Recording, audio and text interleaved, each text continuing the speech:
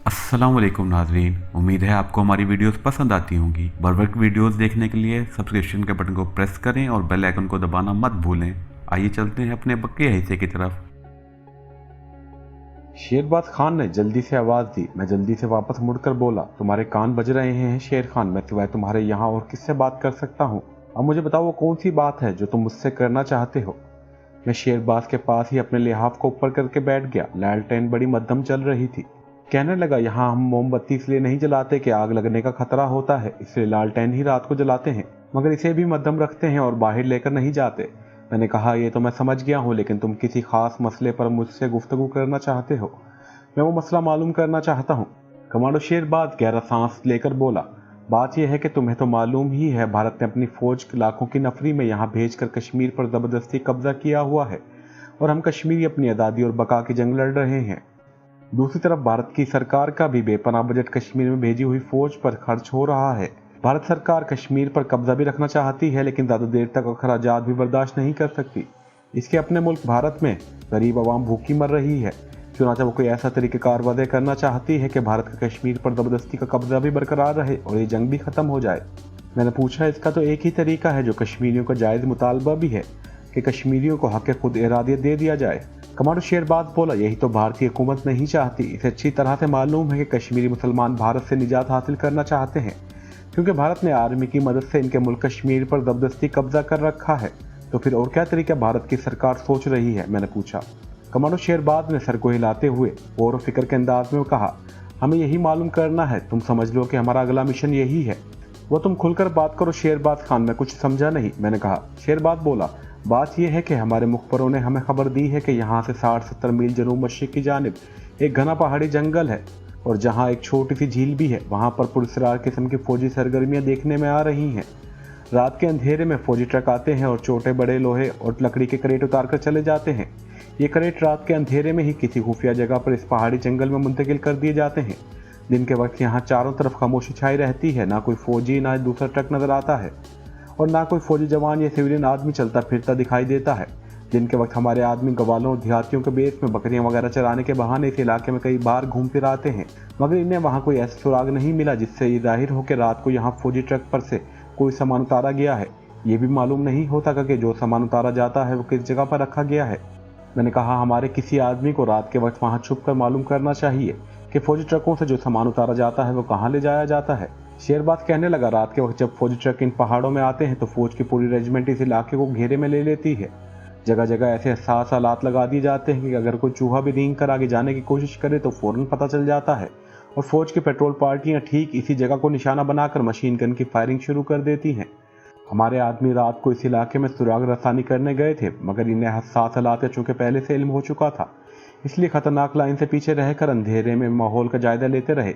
कई बार रात के अंधेरे में कोई लोमड़, मुर्गी, गीदड़ या कोई दूसरा जंगली जानवर हसास हालात की लाइन पार करके जैसे ही गुजरा, इस पर मशीन गन की बौछारें पड़ना शुरू हो गई। हमारे आदमियों को दिन के वक्त वहां कई मरे हुए जंगली जानवरों की लाशें मिली हैं। हो सकता है पहाड़ियों में कोई खुफिया एम्यूनिशन डिपो बनाया जा रहा हो। मैंने कहा।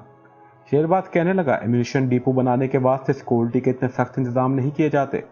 हमारे खदशात की इस बात से भी तस्दीक होती है कि हमारे एक मुजाहिद ने श्रीनगर मिलिट्री पुलिस के हेडक्वार्टर से हमें एक ऐसा कागज लाकर दिया है जो इसने वहां की टॉप सीक्रेट फाइल से फोटो कॉपी कर लिया था। इस कागज पर एक नक्शा बना हुआ है जिसमें ऊंचे नीचे गहरे बंकर, लंबी लंबी चक्कीदार वादियां और 3 सुरंगें दिखाई गई हैं। कागज पर अंग्रेजी में कुछ नंबर भी लिखे हुए हैं, इनके अलावा और कुछ नहीं लिखा हुआ।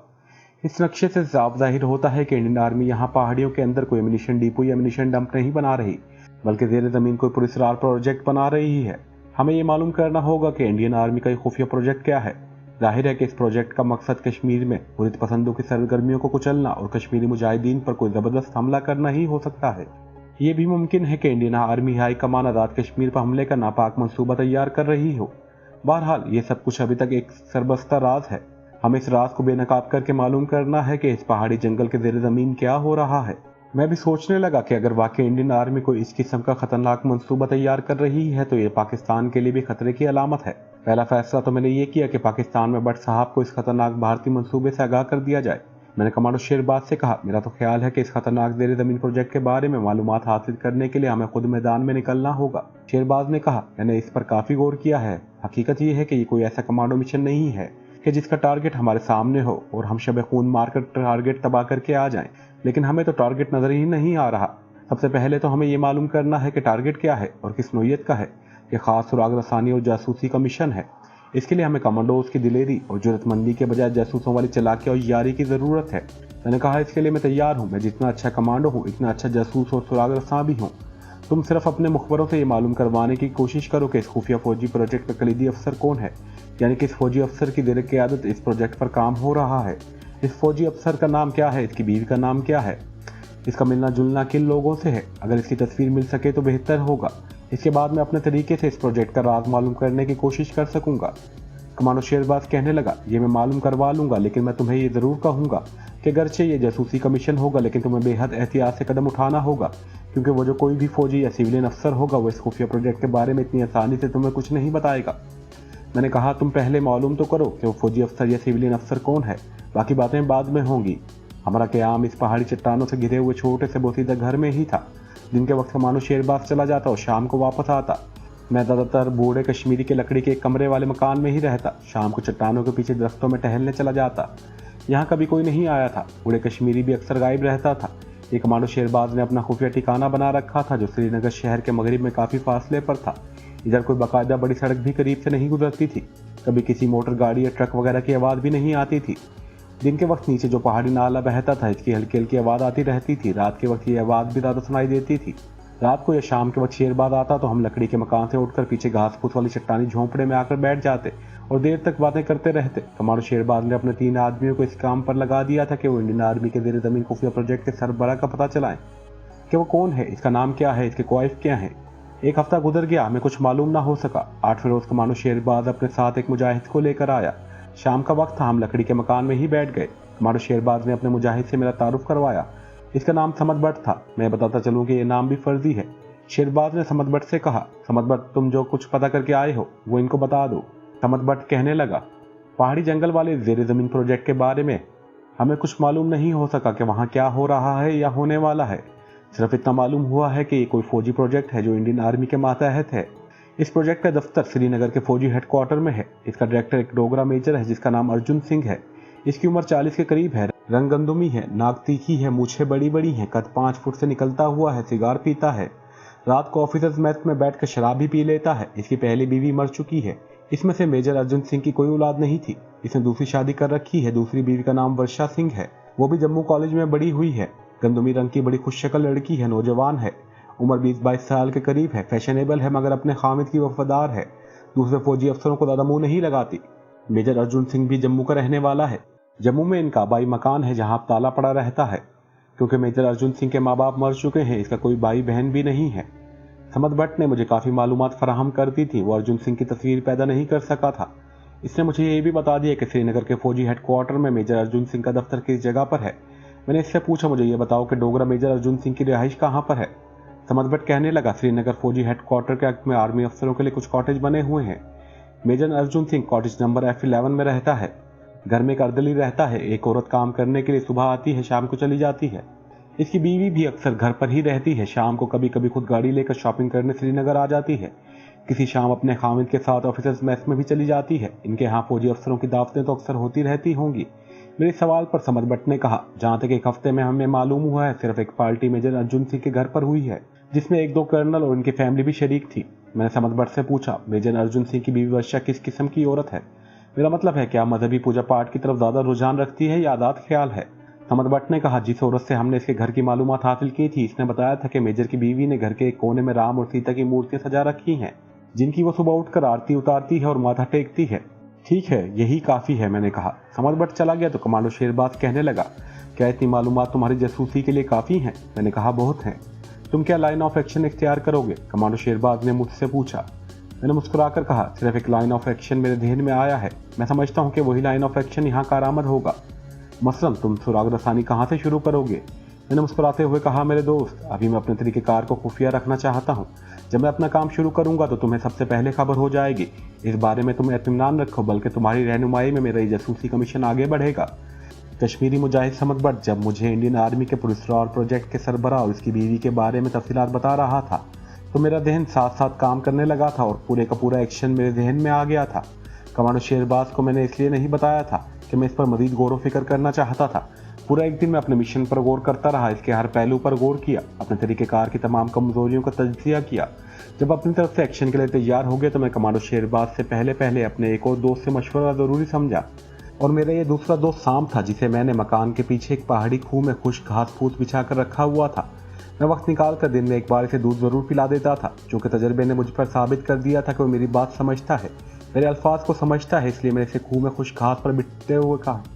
चूँकि तजर्बे ने मुझ पर यह साबित कर दिया था कि वो मेरी बात समझता है, मेरे अल्फाज को समझता है, इसलिए मैंने इसे खूह में खुश्क घास पर बिठाते हुए कह दिया था, मेरे दोस्त, तुम यहाँ मेरे पास रहोगे, मैं भी तुम्हारे पास ही रहूँगा। दिन भर जंगल में जहाँ चाहो फिरते रहो, मगर रात को इस जगह वापस आ जाया करना। जंगल में भी इस तरफ मत जाना जिधर आदमी की आमदोरफ्त ज़्यादा हो, क्योंकि मुझे तुम्हारी ज़िंदगी बड़ी अजीज है। सांप अपनी आदत के मुताबिक सर उठाकर बड़े गौर से मेरी तरफ देखता रहा था। जब मैंने बात खत्म की तो इसने सर को 2-3 बार नीचे झुका दिया था, जिसका मतलब यही हो सकता था कि वो मेरी हिदायत को समझ गया है।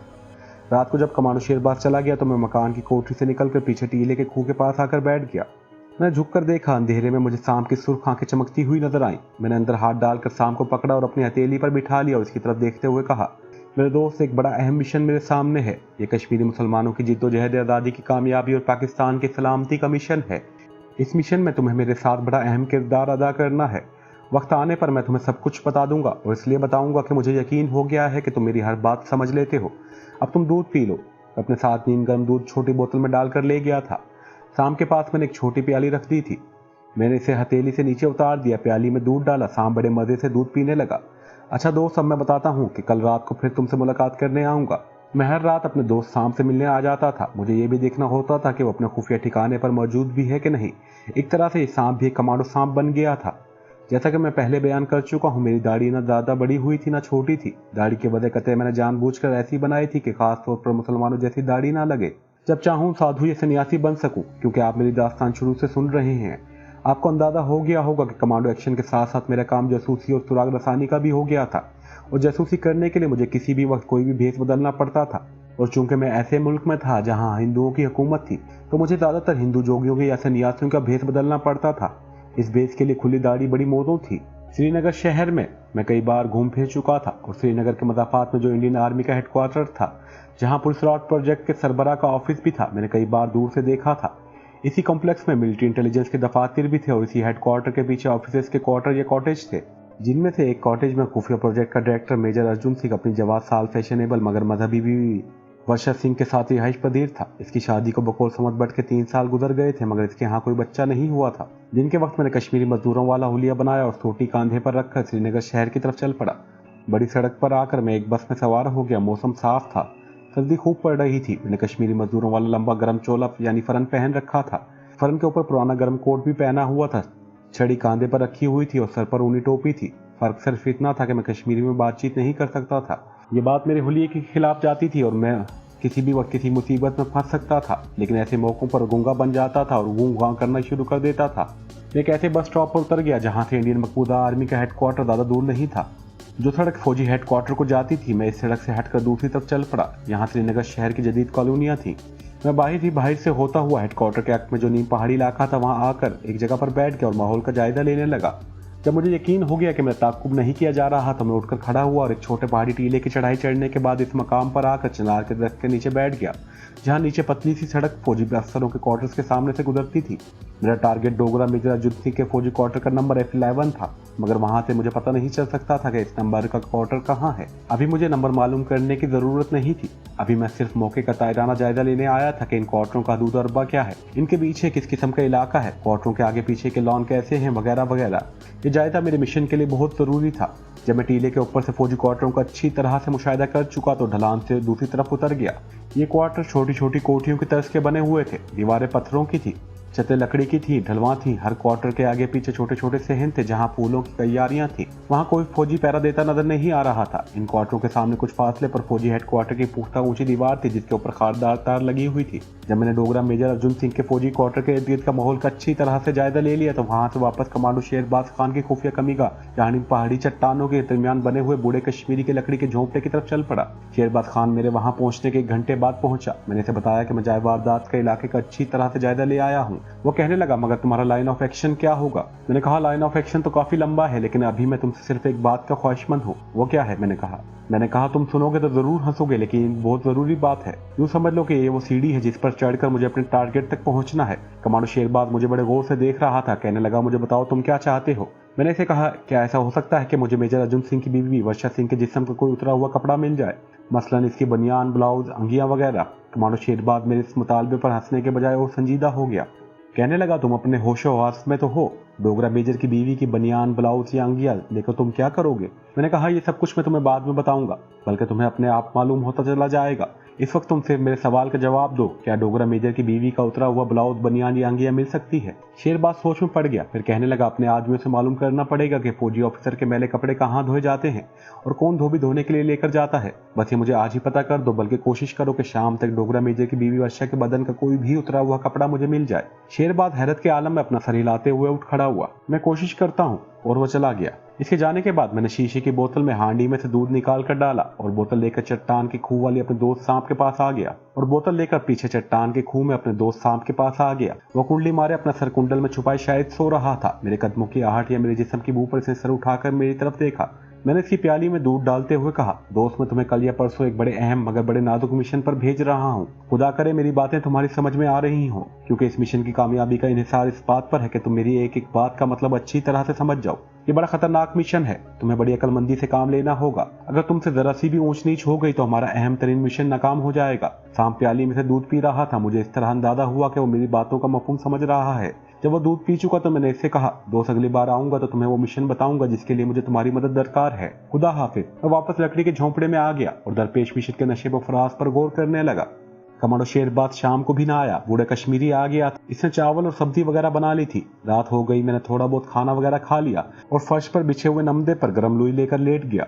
इस रोज बड़ी सख्त सर्दी पड़ रही थी। ऊपर पहाड़ों पर सुबह से बर्फबारी हो रही थी और इन पहाड़ियों की तरफ से जो यख बस्ता हवा आ रही थी वो बदन में तीर की तरह लग रही थी। कमांडो शेरबाज काफी रात गए वापस आया। कहने लगा, इस धोबन का पता चल गया है जो डोगरा मेजर के घर पर कपड़े धोने के लिए जाती है। एक औरत की हमने ड्यूटी लगा दी है। खुदा ने चाहा तो कल किसी वक्त मेजर अर्जुन सिंह की बीवी वर्षा सिंह के बदन का कोई न कोई उतरा हुआ कपड़ा यहाँ पहुंच जाएगा। और ऐसा ही हुआ। दूसरे रोज दोपहर के वक्त एक कश्मीरी मुजाहिद आ गया। कमांडो शेरबाज इसे मेरे पास ले आया। शेरबाज ने पूछा, क्या हुआ? कश्मीरी मुजाहिद ने लंबे पुराने गर्म कोट की जेब में हाथ डाला और जब हाथ बाहर निकाला तो इसके हाथ में सुर्ख रंग की अंगिया थी। कहने लगा, इस वक्त अर्जुन सिंह की बीवी की यही एक अंगिया धोबन के पास थी जिसे वो धोने के लिए लाई हुई थी। ये अंगिया कल धोबन को हर हालत में वापस मिल जानी चाहिए। मैंने अंगिया हाथ में लेकर इसे अच्छी तरह से देखा, फिर इसे चमड़े के थैले में संभाल कर रख लिया और कहा, कल दोपहर को आकर ये अंगिया वापस ले जाना। कश्मीरी मुजाहिद अजीब सी नजरों से मुझे देख रहा था। इसकी भी समझ में नहीं आ रहा था कि मैं इस औरत की अंगिया का क्या करूंगा। वो शायद समझ रहा था कि मैं कुछ काला जादू करूंगा। जब कश्मीरी मुजाहिद चला गया तो मैंने कमांडो शेरबाज से कहा, शेरबाज, मुझे कुछ और चीजों की जरूरत है। वो बोला, तुम बताओ क्या क्या चीजें चाहिए, मैं वो तुम्हें ला दूंगा। मैंने कागज पर कुछ चीजें लिखकर इसे कागज दे दिया। वो कागज पर लिखी हुई चीजें पढ़ते हुए मुस्कुराता रहा। ये तुम जोगी साधु का भेष बदलने वाले हो? चीजें तो तुम्हारी सारी वही हैं जो जोगी साधुओं के काम आती हैं। मैंने कहा, बस तुम मुझे ये चीजें लाकर दे दो। आगे जो अल्लाह को मंजूर होगा वो होगा और यकीन करो कि बेहतर ही होगा। कमांडो शेरबाज दूसरे दिन 11 बजे आने का कहकर चला गया। बूढ़ा कश्मीरी अपनी छोटी सी झोंपड़ी के बावर्ची खाने में सो गया था। मैंने मेजर अर्जुन सिंह की बीवी की अंगिया और दूध की बोतल उठाई और पीछे टीले के खूह में जहां मेरा दोस्त सांप रहता था आ गया। सांप खूह में था। इसकी खाली प्याली एक तरफ पड़ी थी। मैं एक तरफ बैठकर सांप का इंतजार करने लगा। थोड़ी देर बाद मुझे सांप की हल्की सी फंकार सुनाई दी। मैंने मुड़कर देखा। सांप मुझसे 3-4 कदम के फासले पर बैठा मेरी तरफ देख रहा था। मैंने कहा, दोस्त, आ जाओ, मुझे तुमसे बड़ी अहम बातें करनी है। मैं अब सांप से इस तरह बातें करता था जैसे किसी इंसान से बातें की जाती हैं। सांप ने भी मुझे इस बात का सबूत दिया था कि वो मेरी हर बात समझ रहा है। तजर्बे से ये बात भी साबित हो गई थी। सांप कोह के अंदर आकर बैठ गया। मैंने दूध की बोतल एक तरफ रख दी थी। मैंने प्याली में दूध नहीं डाला था। मैंने वर्षा की अंगिया निकाल कर सांप को दिखाई और कहा, दोस्त, ये एक ऐसी औरत की अंगिया है जिसको तुमने डसना जरूर है, मगर इसके जिस्म में सिर्फ इतना ही जहर दाखिल करना है कि जिससे वो बेहोश हो जाए, मरे नहीं। ये बड़ी नाजुक बात है। क्या तुम मेरी बात का मतलब समझ रहे हो? मैं एक बार फिर दोहराता हूँ, सुनो, ये एक ऐसी औरत के बदन की अंगिया है कि जिसको तुमने डसना जरूर है, मगर इसके जिस्म में इतना जहर दाखिल करना है कि ये औरत जिंदा रहे मगर बेहोश हो जाए, मरे बिल्कुल नहीं। मैं इसे जिंदा रखना चाहता हूँ। क्या तुम समझ गए हो? सांप मेरी तरफ सर उठाए टिकटी बांधे देख रहा था। जब मैंने दूसरी दफा अपनी बात को दोहराया तो इसने अपना सर 2 बार ऊपर नीचे किया। मेरे दोस्त सांप की आदत थी कि जब वो मेरी बात को समझ जाता था तो 2 या 3 बार अपने सर को ऊपर नीचे करता था। सांप ने जाहिर तो यही किया था कि वो मेरी बात को समझ गया है, लेकिन मैं दिल में डर रहा था कि खुदा करे ऐसा ही हो, क्योंकि अगर सांप ने मेजर अर्जुन सिंह की बीवी वर्षा को इस तरह डसा जिस तरह वो दूसरे दुश्मनों को डसता है, तो वो तो मरकर पत्थर हो जाएगा और मेरा मिशन अधूरा रह जाएगा। इस सिलसिले में मैंने एक एहतमाम जरूर किया था कि जब इसने सांप को दहशत गर्द तवाइफों के उतरे हुए कपड़े सुंघाए थे, तो इसके बाद सांप को 2 दिन तक भूखा रखा था। खास तौर पर इसे दूध का एक कतरा भी पीने को नहीं दिया था और इसे डब्बे में बंद कर दिया था। नए तरीकेकार हरगिज नहीं अपनाना चाहता था। मैंने वर्षा की अंगिया सांप के आगे कर दी। सांप अंगिया में घुस गया और लोटपोट होने लगा। 2-3 मिनट तक वो अंगिया में इधर से उधर रेंगता रहा। इसके बाद अंगिया से बाहर निकलकर कुंडली मारकर बैठ गया। मैंने अंगिया उठाकर जेब में रख ली और बोतल में से दूध प्याली में डालकर प्याली इसके आगे रख दी। सांप दूध पीने लगा। इसमें से एक अहम नुक्ता ये था, वो ये कि जब सांप को कादिर खान दुश्मन को उतरा हुआ कपड़ा सुंघाकर बंद कर देता था और इसे 2-3 दिन तक कुछ खाने पीने को नहीं देता था, तो सांप यही समझता था कि जिस आदमी की बू से कपड़े में से आई थी, इसी ने इसे भूखा प्यासा बंद कर रखा है। चुनाचा वो इसका दुश्मन बन जाता था और जब सांप को तीसरे या चौथे रोज रिहा करके छोड़ा जाता था, तो वो अपने दुश्मन की बू पर जाकर इसे हलाक कर आता था। अगरचे मेरे दोस्त सांप का मामला थोड़ा मुख्तलिफ था। ये सांप खुदा जाने किसी करामत के ज़ेरे असर मेरी बातें समझने लगा था, मेरा दोस्त बन गया था। मैं तो इसे खुदा की तरफ से अपने लिए रहमत ही समझूंगा और खुदाई मदद ही समझूंगा, क्योंकि मेरी जिंदगी का पहला वाकया था। मैंने सांप को दूध पिलाना ही मुनासिब समझा। पिटारी में वो पहले ही से बंद नहीं था। मैंने इसे आज़ाद रखा हुआ था। दूध मैंने इसलिए इसे पिला दिया था कि जिस औरत की अंगिया को इसने सूंघा था, इसे अपना दुश्मन न समझ बैठे। सांप दूध पीता रहा और मैं इसके पास बैठा इसे देखता रहा। जब वो दूध पी चुका तो मैंने इससे यकीन के साथ कि वो मेरी बात और मेरे अल्फाज समझ रहा है। दोस्त, तुमने जिस औरत की अंगिया को सूंघा है और जिसके जिस्म की बू से तुम अच्छी तरह वाकिफ हो गए हो, इसका नाम वर्षा है। मैं तुम्हें आज आधी रात के बाद अपने साथ ले जाकर इस औरत के मकान के पास छोड़ दूंगा। तुम्हें इस औरत को जहां भी वो सो रही होगी जाकर डसना है, मगर इसको हलाक नहीं करना। इसके जिस्म में सिर्फ इतना जहर दाखिल करना है कि वो जिंदा रहे, मगर तुम्हारे जहर के ज़ेरे असर बेहोश हो जाए। मेरी बातों को तुम अपने दिमाग में अच्छी तरह से बिठा लेना। मैं शाम को फिर आऊंगा तुम्हें दूध पिलाने। जाते हुए मैंने सांप की दूध वाली खाली प्याली में मजीद दूध डाल दिया। समझाने को तो मैंने सांप को एक एक बात पूरी तफसील के साथ समझा दी थी, मगर तजब्जुब में था कि आखिर ये सांप है, कोई इंसान तो नहीं है। हो सकता है इसके दिमाग में मेरी बात पड़ी भी हो या ना पड़ी हो। मामला बड़ा नाजुक था। इंसान को डसना भी था और एक खास मिकदार से ज़्यादा इंसान के जिस्म में जहर भी दाखिल नहीं करना था। इस किस्म का नाजुक काम तो आदमी कंप्यूटर के जरिए नाप तोल कर ही कर सकता है। सांप को कैसे पता चलेगा कि जितना जहर इसने वर्षा के जिस्म में डसने के बाद दाखिल कर दिया है, इसको बेहोश करने के लिए सिर्फ इतना जहर ही काफ़ी है। 1 मिलीग्राम भी जहर जिस्म में दाखिल हो गया तो मामला चौपट हो जाएगा और मेजर अर्जुन सिंह की बीवी वर्षा मर चुकी होगी और हमारे मिशन पर पानी फिर जाएगा। बस अल्लाह तवक्कल ही काम हो रहा था। रात को सोने से पहले मैं एक बार दोबारा अपने दोस्त सांप को दूध पिला दिया था। इसके जहन पर इस चीज़ का मामूली सा असर भी बाकी ना रहे कि जिस औरत के जिस्म की बू इसने सूंघी है वो इसकी दुश्मन है। मैं अपनी हिकमत अमली में किस हद तक कामयाब हुआ था, मैं इस सिलसिले में यकीन से कुछ नहीं कह सकता था। जैसा कि मैं कह चुका हूँ कि सारा काम अल्लाह तवक्कल कर रहा था। रात को अपने ख्यालों में सो गया। दिन चढ़े उठा। 12 बजे के करीब कमांडो शेरबाद मेरे ज़रूरी कपड़े और दूसरा सामान लेकर आ गया। मैंने इन सारी चीज़ों को मुआयना किया और कहा, बिल्कुल ठीक है, क्या तुम जोगी बनकर मेजर अर्जुन सिंह के घर जाओगे? कमांडो शेरबाज के सवाल पर मैंने हंसकर कहा, इरादा तो यही है, आगे अल्लाह मालिक है।